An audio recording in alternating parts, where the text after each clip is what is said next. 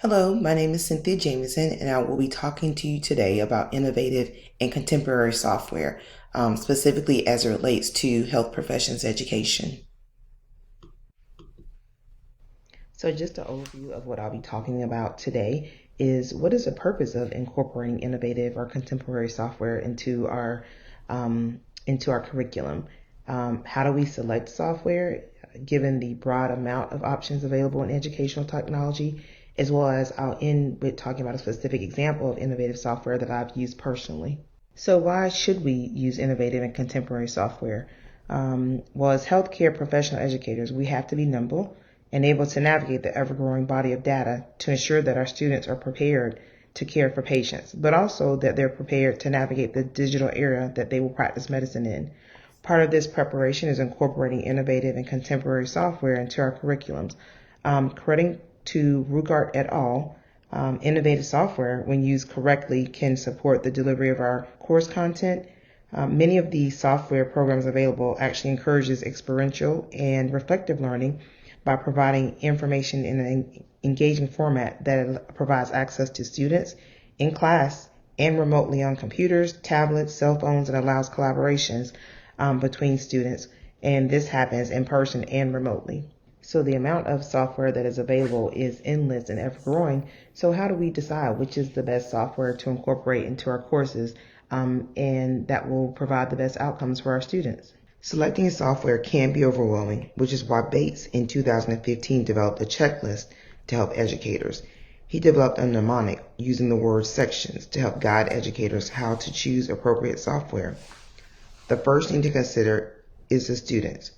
Are they digital natives or immigrants? Which helps us determine how comfortable the students are with technology in general. Then, when considering the technology, we have to think about how easy it is to use, not only for the students, but also for ourselves as instructors.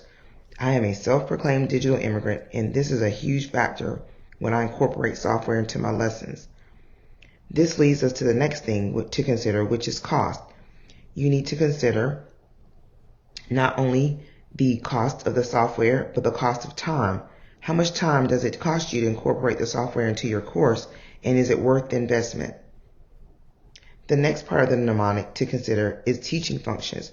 We must determine the content or skills that we want our students to achieve and decide what software will help us develop that skill. For example, for healthcare professionals, it is necessary for them to be able to work collaboratively. So it would be helpful to use platforms such as social media or wikis which provide collaboration. The interactive piece of the mnemonic speaks of how much time will be required for the instructor to interact with the students and how will the software help facilitate that interaction. The next few steps in the selection process focus on important things like how much support will be needed from the institution to help incorporate the technology. For example, will you need IT support to incorporate the software into the learning management system? Then, once incorporated, will the students need to network or work with others outside of the course?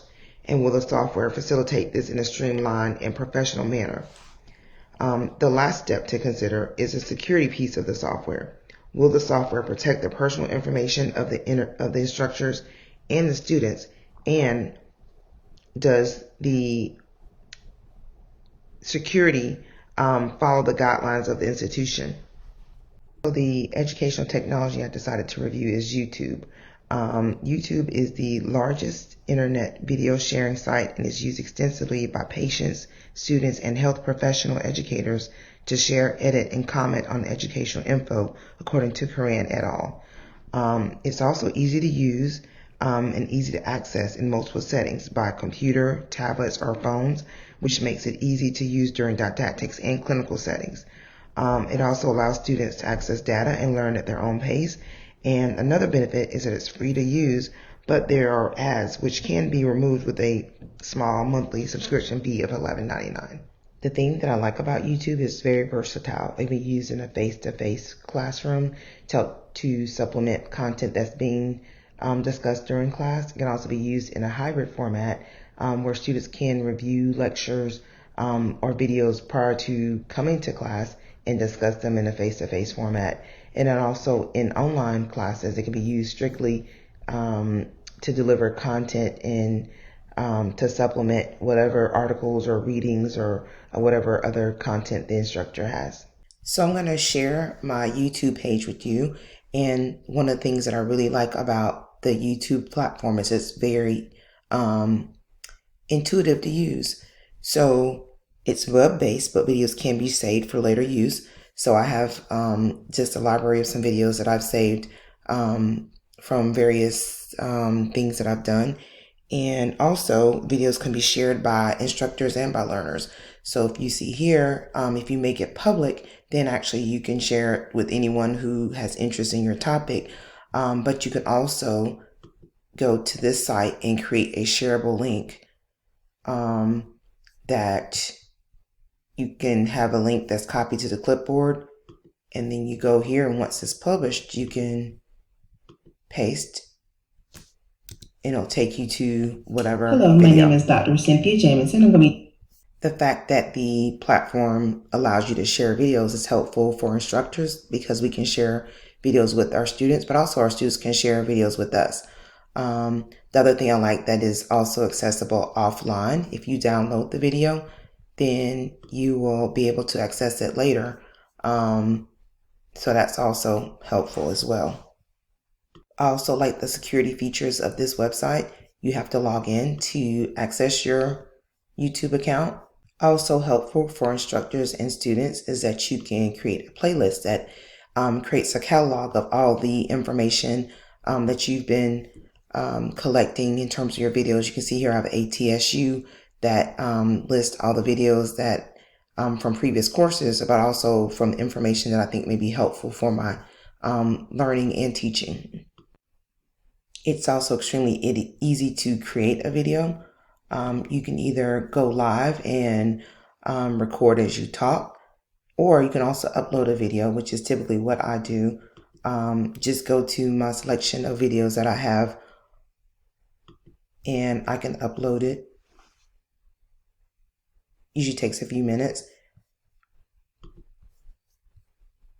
And it also gives you helpful suggestions. So even if you don't know how to use YouTube, it helps you to learn how to use it, which I think is helpful.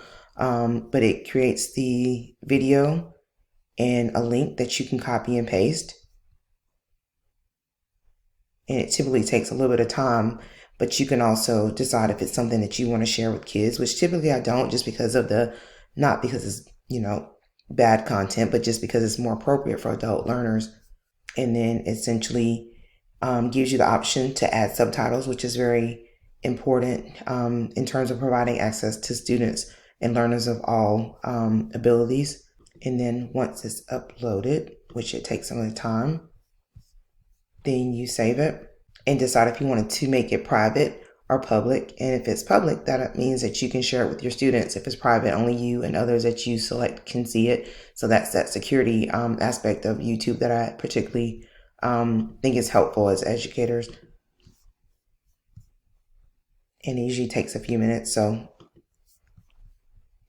now how I specifically incorporated YouTube into my lessons is this is for a face-to-face lecture where I provided some PowerPoints and I embedded the video on the topic into my presentation. So I included a little presentation on mindfulness that I embedded into the presentation.